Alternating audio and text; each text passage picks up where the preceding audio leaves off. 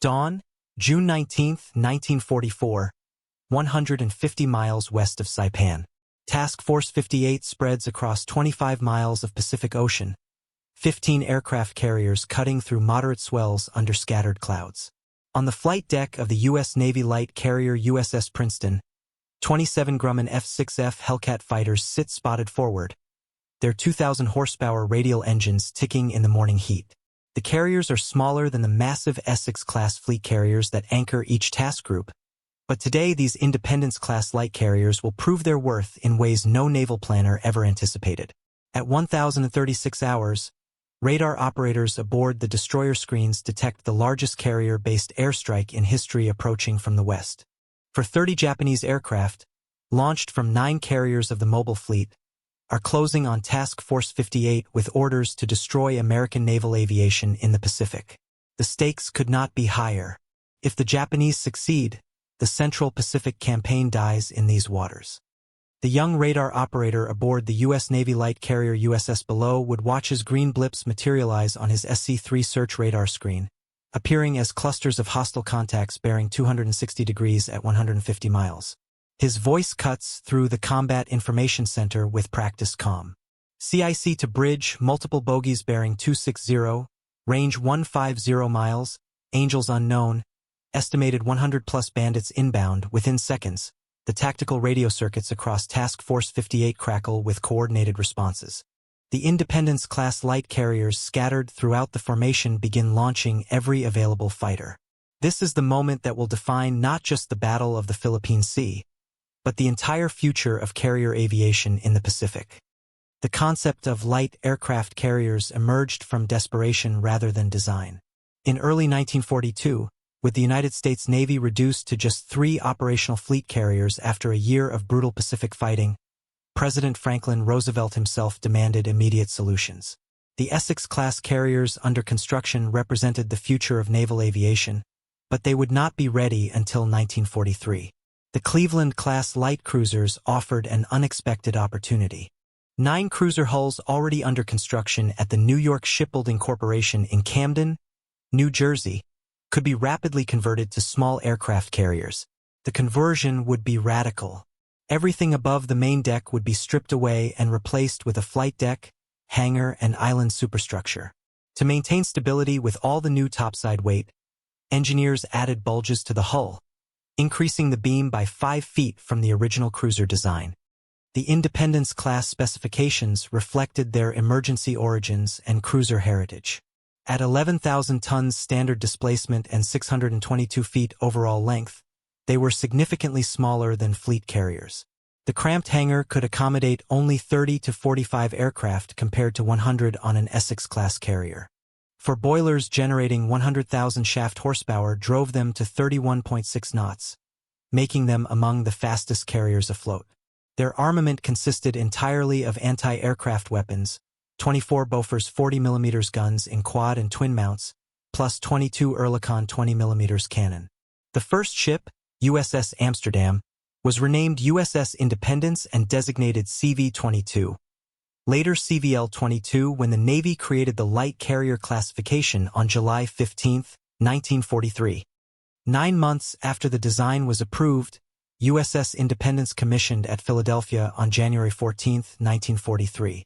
Her sister ships followed in rapid succession throughout 1943, USS Princeton, USS Bellowwood, USS Cowpens, USS Monterey, USS Langley, USS Cabot, USS Bataan, and USS San Jacinto. Each carried approximately 1,460 officers and enlisted personnel, nearly 300 more than their cruiser predecessors due to aviation requirements. The standard air group consisted of 24 Grumman F6F Hellcat fighters and 9 Grumman TBM Avenger torpedo bombers, though this could be adjusted based on mission requirements. The tactical employment of Independence-class carriers evolved through combat experience rather than pre-war doctrine. Initial plans called for using them as convoy escorts and in secondary roles, but Admiral Mark Mitcher and his staff quickly recognized their potential as force multipliers for the fast carrier task force. The optimal configuration paired each Essex-class carrier with 2 Independence-class carriers in a single task group. The Essex would focus on offensive strike operations while the CVLs maintained continuous combat air patrol overhead and provided fighter reserves. This arrangement maximized the striking power of the task force while ensuring adequate air defense. By the spring of 1944, 8 Independence-class carriers had joined Task Force 58, now renamed from Task Force 38 under Admiral Raymond Spruance's 5th Fleet Command. They formed the backbone of the most powerful naval striking force ever assembled. Task Group 581 included USS Hornet and USS Yorktown with USS Belleauwood and USS Bataan. Task Group 582 centered on USS Bunker Hill and USS Wasp with USS Monterey and USS Cabot. Task Group 583 featured USS Enterprise and USS Lexington alongside USS Princeton and USS San Jacinto. Task Group 584 combined USS Essex and USS Langley with the Battleship Support Group. This represented more combat aircraft than most entire air forces, with the Independence-class carriers contributing 216 Hellcat fighters and 72 Avenger torpedo bombers to the total force. The Japanese mobile fleet that sortied from the Philippines in June 1944 represented the last desperate attempt to achieve decisive battle in the Central Pacific. Admiral Jisaburo Ozawa commanded 9 aircraft carriers embarking approximately 450 aircraft, supported by 5 battleships and 13 cruisers. The plan, code-named Operation Ego, called for coordinated strikes by carrier aircraft and land-based aircraft from Guam and other Mariana Islands bases to overwhelm the American task force. What Japanese planners did not anticipate was the sheer number of fighters the Americans could put into the air, thanks largely to the contributions of the Independence-class carriers. At 0545 hours on June 19, 1944, search aircraft from USS Enterprise detected the Japanese mobile fleet 350 miles west of Task Force 58. Admiral Spruance immediately ordered his carriers to prepare for defense while maintaining position to protect the amphibious forces at Saipan. This decision proved crucial. Rather than chasing the Japanese fleet westward, Task Force 58 would fight a defensive battle that played to its greatest strength. Fighter interception coordinated by the combat information centers aboard the carriers and their escorting destroyers. The first Japanese strike wave launched at 0830 hours consisted of 69 aircraft from carriers Taiho, Shokaku, and Zuikaku. These were experienced aircrew, survivors of previous battles, flying the latest versions of the Mitsubishi A6M0 fighter and Nakajima B6N torpedo bomber. Their mission was to eliminate American fighter opposition and clear the way for follow-up strikes. What they encountered instead was a carefully orchestrated defense that would become known as the Great Marianas Turkey Shoot. Radar detection came first from the Pickett destroyer station 60 miles ahead of the main formation. USS Stockholm detected the incoming raid at 1036 hours and immediately vectored combat air patrol fighters to intercept. The Independence-class carriers throughout Task Force 58 launched additional fighters to reinforce the CAP. From USS Princeton, 16 F6F Hellcats climbed away from the deck under Lieutenant Commander Ernest Wood. USS Belleauwood contributed 14 fighters led by Lieutenant Commander Charles Crommelin. USS Monterey launched 12 Hellcats under Lieutenant Commander Roger Mehel. Within 30 minutes, over 200 American fighters were airborne and positioned for interception. The tactical coordination required to control this massive fighter force represented a revolution in naval warfare.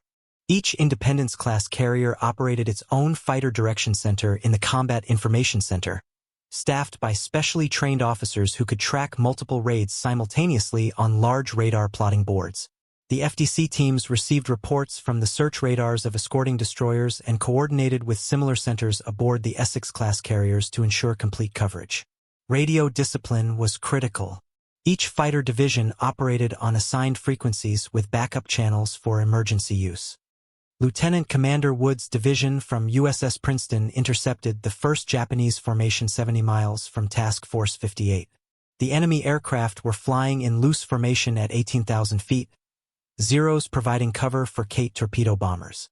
Wood led his Hellcats in a high-side attack, diving from 22,000 feet with full throttle. The superior speed and firepower of the F6F became immediately apparent. Each Hellcat carried 650 caliber machine guns with 2,400 rounds of ammunition, compared to the Zero's 220mm cannon and 277mm machine guns with much lighter ammunition loads. The engagement lasted less than 10 minutes. Wood's Hellcats destroyed 8 Japanese aircraft for no losses, scattering the formation and forcing the survivors to jettison their ordnance prematurely. Similar scenes played out across the sky as additional fighter divisions from the light carriers intercepted and destroyed most of the first strike wave before it could reach the task force. Only a handful of Japanese aircraft penetrated to the outer screen, where they were met by the concentrated anti-aircraft fire of the escorting battleships and cruisers. The second Japanese strike wave, 128 aircraft launched at 0856 hours, met an even more devastating reception. By this time, every available fighter from the Independence-class carriers was airborne and positioned for interception. The Japanese formation included newer aircraft types including the Nakajima B-6N Tenzin torpedo bomber and Yokosuka D-4Y Suisei dive bomber, but pilot quality had declined significantly since 1942. Many of the aircrew had less than 100 hours in type, compared to American pilots who averaged over 300 hours training before deployment. USS Cabot's fighter squadron, VF-31 under Lieutenant Commander Charles Ridgway, intercepted the main body of the second wave 85 miles from the task force. The Hellcats held altitude advantage and executed a coordinated attack that destroyed 23 Japanese aircraft in the opening pass. The superior training of American pilots became evident in their tactical discipline. Each division maintained formation integrity while engaging targets of opportunity, ensuring mutual support and preventing the isolated fights that had characterized earlier battles. Radio communications from the engagement provided real-time intelligence to the fighter direction centers aboard the carriers. Tally ho, many bandits bearing 270, Angels 15, am engaging, transmitted Lieutenant Richard Stambuk from USS Cabot. Splash 1 Kate, splash 10, came the immediate follow-up. The FDC operators aboard the Independence-class carriers maintained continuous plots of the aerial battle, vectoring additional fighters to threatened areas and coordinating with anti-aircraft batteries when enemy aircraft penetrated the CAP screen. The third Japanese strike wave of 47 aircraft launched at 1,000 hours faced impossible odds. American fighters had been landing, refueling, and rearming on a continuous cycle for over 2 hours. The Independence-class carriers demonstrated their operational efficiency in these rapid turnaround operations. Their smaller size actually provided advantages in aircraft handling, with shorter distances between flight deck, hangar, and ready rooms. USS Batan's Air Department turned around 12 Hellcats in 45 minutes, a pace that matched or exceeded the larger Essex-class carriers. By this point in the battle, pilot fatigue was becoming a factor for both sides, but the Americans held crucial advantages in numbers and logistics. Each Independence-class carrier maintained 24 to 27 fighter pilots, allowing for continuous coverage even with combat losses and operational accidents. The Japanese mobile fleet was operating at the extreme range of their aircraft, forcing pilots to manage fuel consumption carefully while engaging in high-intensity combat. This constraint limited their tactical options and forced premature disengagement from fights that might otherwise have been pressed home. The final Japanese strike of the day, 82 aircraft launched at 1,130 hours, represented the last reserves of the mobile fleet's air groups. These pilots were the most experienced available, flying in close formation with disciplined radio silence to avoid detection. They achieved initial surprise by approaching Task Force 58 from the southwest, taking advantage of a rain squall to mask their radar signature until within 40 miles of the outer screen. The attack nearly succeeded in achieving some degree of tactical surprise. USS Princeton was landing aircraft when the Japanese formation broke out of the weather at 25 miles. Her fighter direction center immediately vectored the nearest CAP division to intercept, but the geometry of the approach gave the attackers several crucial minutes of unmolested flight toward the task force. The Hellcat pilots from USS San Jacinto, led by Lieutenant Commander David McCampbell, executed a desperate stern chase to catch the Japanese formation before it could reach the carriers. McCampbell's division caught the enemy aircraft just as they began their attack dive on the battleship group of Task Force 58. The Hellcats engaged in a running fight through the anti-aircraft fire of the screening vessels, demonstrating the aggressive tactics that had become standard doctrine for Navy fighter pilots. "Stay with the bombers," McCampbell transmitted to his wingmen. "Ignore the Zeros unless they commit to you." This tactical discipline, drilled into pilots during training, prevented the Japanese escort fighters from drawing off the defending Hellcats while the bombers pressed their attacks. The engagement resulted in the destruction of 31 Japanese aircraft for the loss of 2 Hellcats, but more importantly, it prevented any significant damage to Task Force 58. A single bomb hit on the battleship USS South Dakota caused minor damage and 27 casualties, while several near misses damaged other vessels superficially. Against this minimal success, the Japanese mobile fleet had lost over 300 aircraft and irreplaceable experienced aircrew. Admiral Ozawa's force was effectively eliminated as a threat to further American operations in the Central Pacific. The contribution of the Independence-class carriers to this decisive victory extended far beyond their numerical participation in the air battles. Their presence allowed Task Force 58 to maintain continuous combat air patrol coverage while simultaneously preparing and launching major strike operations against Japanese targets. The Essex-class carriers could focus entirely on offensive missions while the CVLs handled the defensive responsibilities that had previously constrained American tactical options. Statistical analysis of the battle revealed the extent of this force multiplication effect. The 9 Independence-class carriers present contributed 216 fighters to the total CAP strength of 450 aircraft, representing 48% of the defensive force. Their rapid sortie generation rate, enabled by efficient deck handling procedures and experienced air departments, allowed for continuous fighter coverage throughout the 8-hour battle. Without the CVL contribution, Task Force 58 would have been forced to hold back significant numbers of Essex-class aircraft for defensive purposes, reducing the offensive striking power available for follow-up operations. The tactical lessons learned during the Battle of the Philippine Sea influenced carrier operations for the remainder of the Pacific War. The proved effectiveness of mixed task groups combining fleet and light carriers became standard doctrine for Task Force 58. The optimal ratio was determined to be 1 Essex-class carrier with 2 Independence-class carriers per task group, providing maximum flexibility for both offensive and defensive operations. This arrangement allowed task force commanders to surge fighter strength rapidly in response to threats while maintaining adequate striking power for sustained offensive campaigns.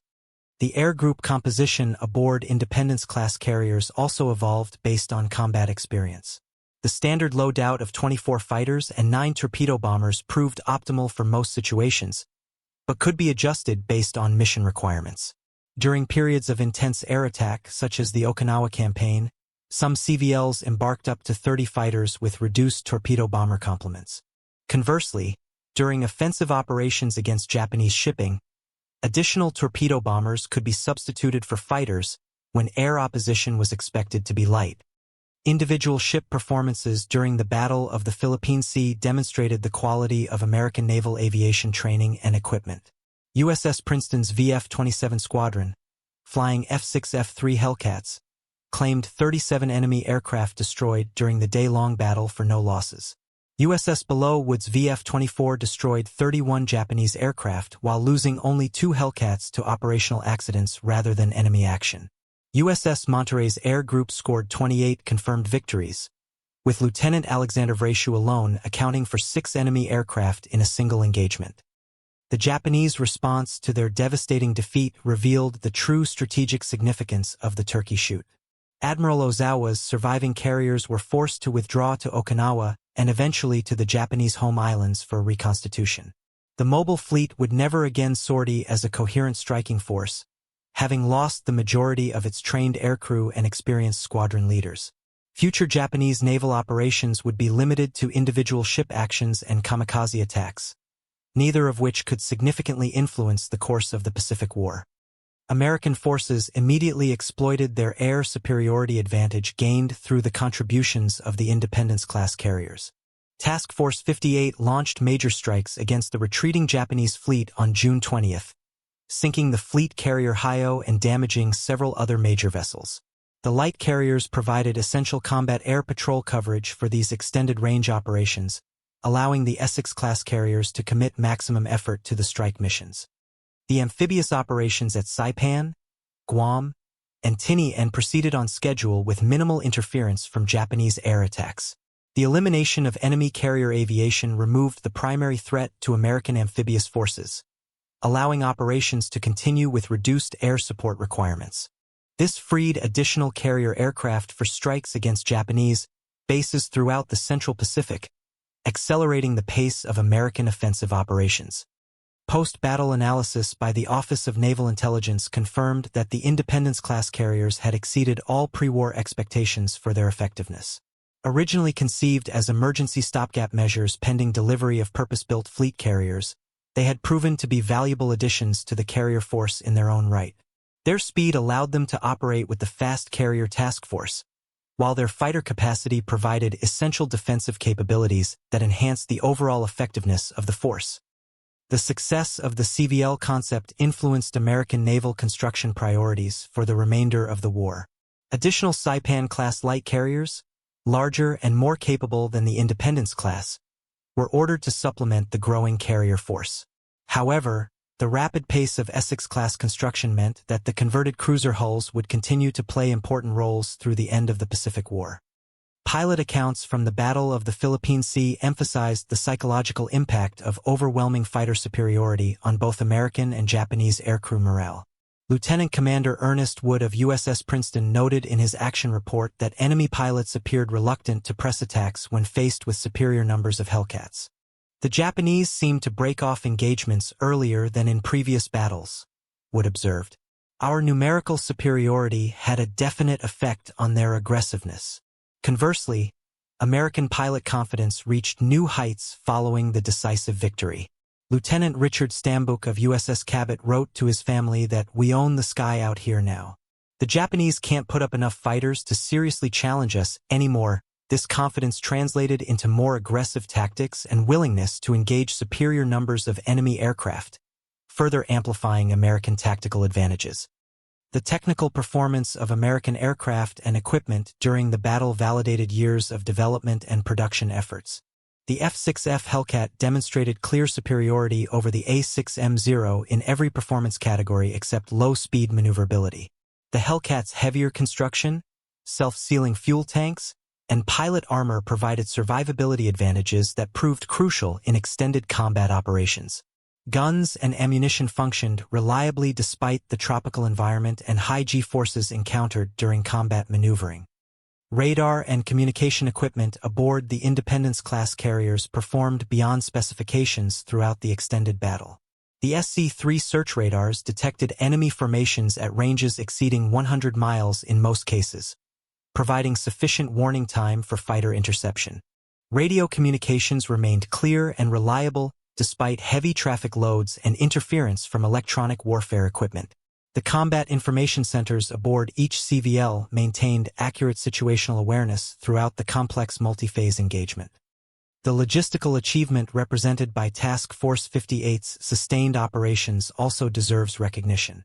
The Independence-class carriers consumed approximately 12,000 gallons of aviation gasoline and 1,800 rounds of .50 caliber ammunition during the battle. Replenishment of these supplies was accomplished by high-speed transfer from fleet oilers and ammunition ships, allowing continuous operations without returning to port. This logistical capability represented a crucial advantage over Japanese forces, which were forced to operate from increasingly distant bases with deteriorating supply lines. Weather conditions during the Battle of the Philippine Sea were generally favorable for carrier operations, with moderate winds and good visibility allowing maximum aircraft utilization. However, scattered rain squalls and tropical thunderstorms complicated air operations and provided concealment opportunities for attacking aircraft. The ability of American radar operators to track targets through weather interference proved crucial in maintaining air defense effectiveness. The strategic implications of American victory in the Battle of the Philippine Sea extended far beyond the immediate tactical results. Japanese naval aviation never recovered from the loss of experienced aircrew and squadron leaders during the Turkey Shoot. Future Japanese operations would be characterized by increasingly desperate measures including kamikaze attacks and one-way missions that further depleted their remaining pilot strength. American carrier operations, meanwhile, continued to expand in scope and effectiveness. The proven ability of Independence-class carriers to provide reliable combat air patrol coverage allowed task force commanders to plan increasingly ambitious offensive operations. The liberation of the Philippines, the capture of Iwo Jima and Okinawa, and the final strategic bombing campaign against Japan all depended on the air superiority achieved through battles like the Philippine Sea. Individual stories of heroism and professional competence during the battle illustrated the human dimension of technological superiority. Aviation radioman second-class John D. Baker aboard USS Monterey maintained radio contact with a critically damaged Hellcat for over an hour, guiding the pilot to a successful carrier landing despite severe battle damage. His calm professionalism under pressure exemplified the quality of American naval personnel throughout the engagement. Similarly, Lieutenant J. G. George Blair of USS Cabot executed a textbook fighter interception that destroyed 3 enemy aircraft in less than 5 minutes. Blair's tactical report noted that the superior performance of the F6F allowed engagement on our terms throughout the fight. We could dictate the altitude, speed, and angle of attack. This tactical flexibility, multiplied across hundreds of individual engagements, produced the devastating results achieved by American forces. The maintenance and support efforts that kept American aircraft operational during extended combat operations also merit recognition. Chief Aviation Machinist Mate Robert Thompson of USS Princeton supervised the repair of battle-damaged Hellcats throughout the night following the air battles. His crew worked by flashlight to replace damaged control surfaces and patch bullet holes, returning 8 aircraft to operational status for the following day's operations. This level of maintenance support was impossible for Japanese forces operating from increasingly austere bases. The medical response to combat casualties demonstrated another area of American superiority. Hospital corpsmen aboard the Independence-class carriers were trained in advanced trauma procedures and equipped with adequate medical supplies for extended operations. Pilot rescue procedures included dedicated search and rescue aircraft and coordinated efforts by escorting destroyers. These capabilities significantly improved pilot survival rates and morale compared to Japanese forces, which lacked comparable rescue resources. The psychological impact of overwhelming defeat on Japanese morale became apparent in subsequent operations. Radio intercepts indicated growing pessimism among Japanese aircrew regarding their chances of success against American carrier forces. Several enemy pilots were reported to have requested transfer to ground units rather than continue flying combat missions against Task Force 58. This demoralization effect amplified the material losses suffered during the Battle of the Philippine Sea. Intelligence analysis following the battle revealed significant weaknesses in Japanese operational planning and execution. Enemy forces had underestimated both the number and quality of American aircraft available for defensive operations. Japanese strike planning assumed that previous air battles had inflicted greater losses on American squadrons than had actually occurred. The presence of Independence-class carriers providing additional fighter strength was apparently not anticipated by Japanese intelligence. The technological gap between American and Japanese aircraft became increasingly apparent as the war progressed. While the A6M0 had been competitive with early American fighters like the F4F Wildcat, it was clearly outclassed by the F6F Hellcat in most performance categories.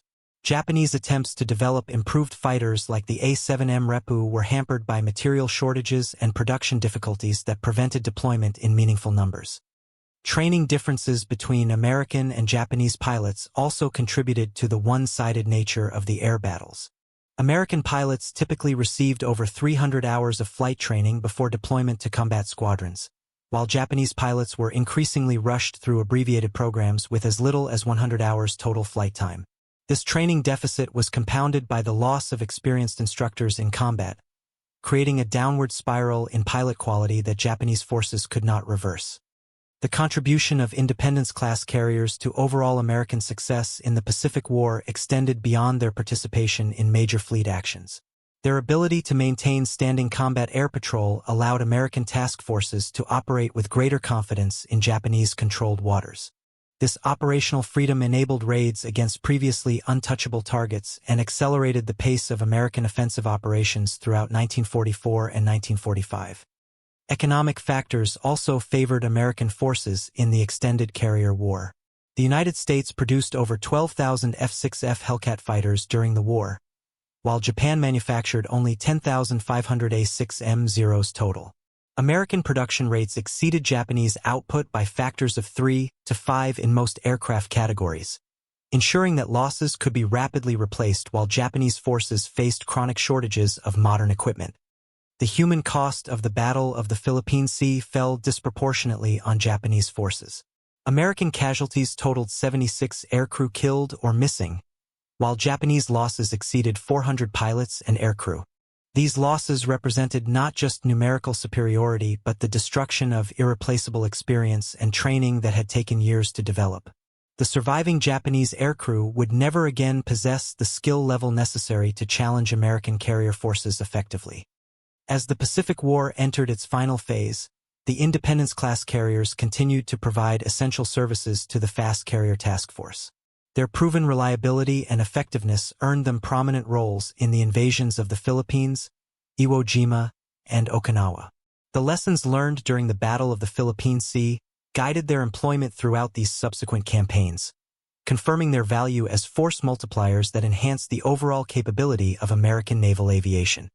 The strategic transformation achieved through the Battle of the Philippine Sea marked the beginning of the end for Japanese naval aviation. Never again would enemy forces be able to mount major carrier-based strikes against American positions. The combination of overwhelming material superiority, better trained pilots, and more effective aircraft had produced a decisive victory that shaped the remainder of the Pacific War. The Independence-class carriers, originally dismissed as emergency expedients, had proven to be indispensable components of the most powerful naval striking force in history. The legacy of the Great Marianas Turkey Shoot extended far beyond the immediate tactical results. It demonstrated the effectiveness of coordinated carrier operations and established tactical doctrines that would influence naval aviation for decades. The proven value of mixed task groups combining fleet and light carriers became standard practice for major naval powers in the post-war era. Most importantly, it marked the moment when American industrial and technological superiority achieved decisive effects that no amount of Japanese courage or tactical skill could overcome. In the end, the Battle of the Philippine Sea represented the culmination of American naval aviation development that had begun with the attack on Pearl Harbor. The Independence-class carriers, born from the desperation of early wartime defeats, had evolved into sophisticated weapon systems that provided the margin of victory in the largest carrier battle in history. Their contribution to this decisive victory ensured American dominance in the Pacific for the remainder of World War II and beyond.